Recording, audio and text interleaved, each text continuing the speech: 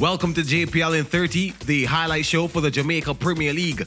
After a one-month hiatus due to the 22nd staging of the FIFA Men's World Cup held in Qatar, where Argentina, led by Lionel Messi, emerged as world champions, the Jamaica Premier League returned on Monday night with a doubleheader at the Anthony Spalding Complex. The first of the doubleheader was a matchup between defending champions Harbourview taking on Cavalier. Prior to the start of the match, both teams were separated by 2 points. Harbourview topped the table with 14 points, while Cavalier sat in third with 12 points. These are the highlights. George Davis and LeJay Williams were the duo on commentary duties. So we started under bright sunshine. Trayvon Reed going into his bag early, but the first chance fell to Nicholas Hamilton. Not at his sharpest today. Hamilton, on another day, he would have at least 2 goals. That was a glaring miss from him very early. And then Russell, who was to have a big say in this game, requiring a sharp save of Amal Knight. Then Timara Lewis, this pass to Trayvon Reed. His shot deflected and was drifting in, but for Richard King's intervention. And then King, look at this long pass.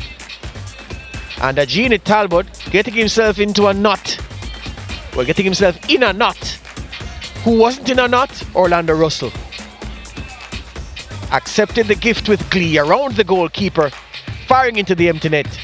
19th minute, Cavalier striking. 1-0 to the good.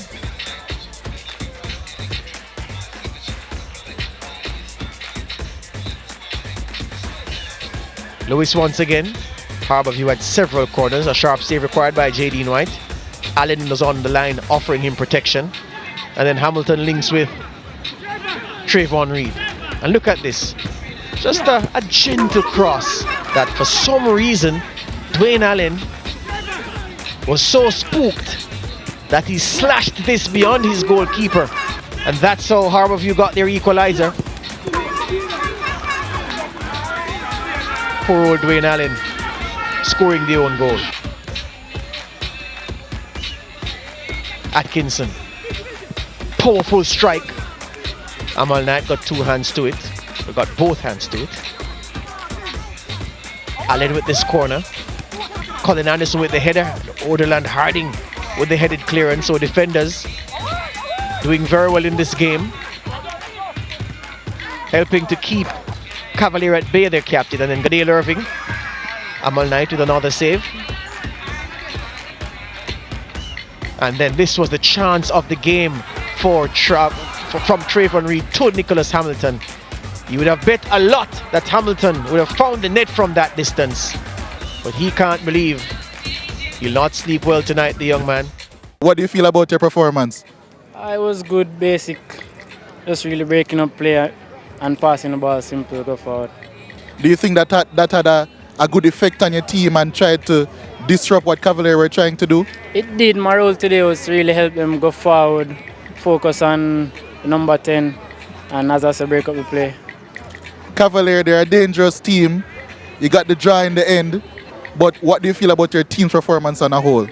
I think it could be better, honestly. We got the chances. They got their chances. I think our chances were better, but I think we could have got the 3 points today. It was a hard-fought game. What do you feel about it? At the start, we didn't play well. Eventually, we did score both goals, but at the start, we didn't get a rhythm. We didn't play well. What do you think? Are there any positives from this performance that you can draw? Not really. Just, we know we could do much better. Today, I think we got the opportunity to do better too, but the passes were just astray. We're playing too much long ball. We didn't play our normal short passing game, so I'm disappointed. This is a team in Harbourview that a lot of people would say are title contenders alongside yourselves at Cavalier. Do you think that you've scouted them out and for future games you'll be looking to implement certain things? Oh, well, the gaffer at Harbourview is very good. He might play this way today. That don't mean him going to play the same way our next game. He's gonna, and he knows I'm going to do the same. So it's going to be a battle of wits. I think today, we were even. And next day, we're not sure what's going to happen. First and foremost, I want to express my disappointment with the leadership of the organization of the PFJL for arranging this game for today, because I just think it was just totally not called for. But as for the game itself, I think this was a missed opportunity. right? Clearly, the run of play would suggest that we would have had the better chances at goal and the better attempts, and we probably failed to convert on this day. It's not often that we catch a Cavalier team like this. I think we should have put this game to bed a long time.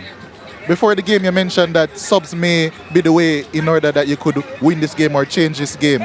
Do you think that the game was going well enough, so that's why you only ended up making one sub in the end? Oh yes, of course. I think I have a very potent front three, which I think I can rely on. We still kept on creating chances, and we were short-staffed today.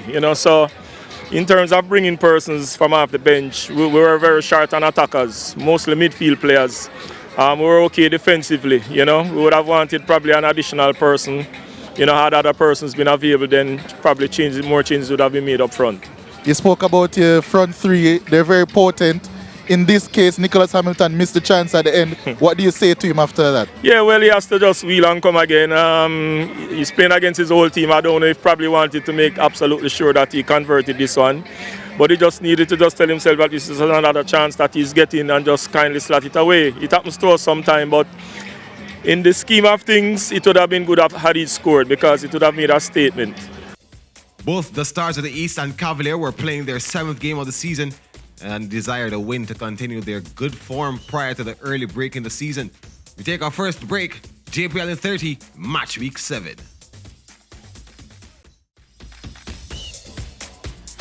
Thanks for staying with us. This is JPL in 30 with the latest from Match Week 7. The second match of Monday night's doubleheader at the Anthony Spalding Complex in Kingston, Jamaica, saw 5-time champions Arnett Gardens played Veer United under the lights. George Davis and Jay Williams took us through this encounter from the commentary box. So, Veer United came here with the worst record, well, the second worst record in the Premier League. Only Falklands have been more anemic in the campaign, and they came into this game with only one goal to their name, Veer United. Purcell. And Ricardo Campbell with a bad error. Very poor from the veteran. Wasn't under so much pressure that he had to rush the clearance and get it so wrong. Fabian Reid, ace goal poacher on tap to turn home. Arnett Gardens opened the score. Lamar Neal was a constant menace for Arnett Gardens with his smooth dribbling. Carried the ball so well, Lamar Neal, and was central to everything that Veer did. That was positive. And Donovan Clark intercepting, preventing Kimani Arboin from making it 2-0.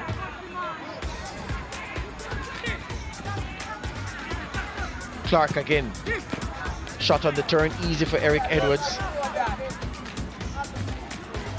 And then this Arboin really ought to have found the net from here. Maybe that's why the coaching staff hooked him so early in the second half, because they were saying, well, you got the chances to put this game out of sight for us, and you failed. Veer. Lawrence, shot blocked by Purcell. And then this moment, Clark over the top.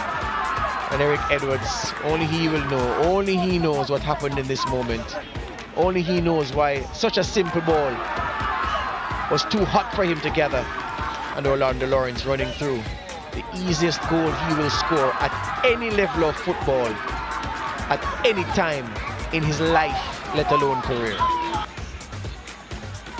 Marlon Allen, as Arnett hunted the equalizer. This was the chance.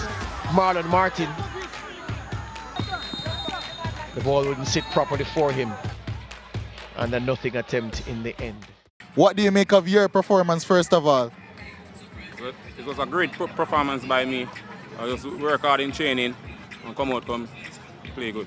That dogged performance of yours caused your team, or helped your team, I should say, to get the point tonight. How important is that in the season going forward? It's a very important point. We come for 3. If we never get the 3, we get the 1, but we'll just go back to training and work again next match. See if we can get a 3 there. So do you think that your performance can be a catalyst in your team moving forward? Yeah, sure. A great performance by me. I put in the work from the training. Coach believing in me. So, see, pay off. How do you describe the performance? It's a bit poor, you know. I don't know if it's because the league stopped after the World Cup and, you know, it's hard to get them back. But I think, you know, we have some more time to get them back sharp again, you know, and, you know, get them head, mind, and the mind space back in the game. So do you think that? So you think that is really a continuity issue with your players not having enough time to get a training and such? That's a training, you know, the World Cup is, you know, I don't think it's my team alone, most of the team, but I'm not going to as an excuse, so to speak. We just have to get ourselves together, and the transfer market, we try to get some more players, you know, to enhance the performance of these guys, because we really played poor tonight. You mentioned the transfer market. Is there any areas that you're targeting specifically to improve? Huh? You mentioned the transfer market. Are there any areas specifically that you want to improve? Midfield, defender, striker, you know. You know, you need some stronger legs out there again, you know, to help these guys. You know. We have some nice bunch of guys, but still need help. What do you make of your team's performance tonight? Well, I can tell you we start out well. I think we start to the start that we are anticipating that we get, and but after 20-25 minutes, you know, and we give up a defender's error. You know, it really kind of set us back, you know, and push us behind the 8 ball. You know, but we continue to try to motivate and try to get the players to understand that the game not finished yet. You know, we just only want one chance, you know, to get a goal, and we did get a goal, you know. But overall, I think it's really a gusty performance this night. It was only a second goal of the season. It was a gift in the end. So do you think that it was your team's persistence that caused that goal? Definitely so, you know, because we know that, you know, we have to put pressure on them, you know, and we see that their backline is not really the backline that, you know, we would have stopped us from score, you know, and we try and we push hard, and, you know, of course the goalkeeper make a hero and we capitalize on it, and that's how the game play, you know. When a team make a hero, you know, you are here to wait in, you know, to capitalize on it and score, and tonight, you know, we do just that. This matchup had opposite stakes at hand where both teams needed a win but for different reasons. The Junglists, Arnett Gardens, needed a win to stay in the top half of the league, while Veer were fighting to stay above the relegation zone. This has been JPL in 30 on CVM TV and your home of champions SportsMax. Tune in next week for the Jamaica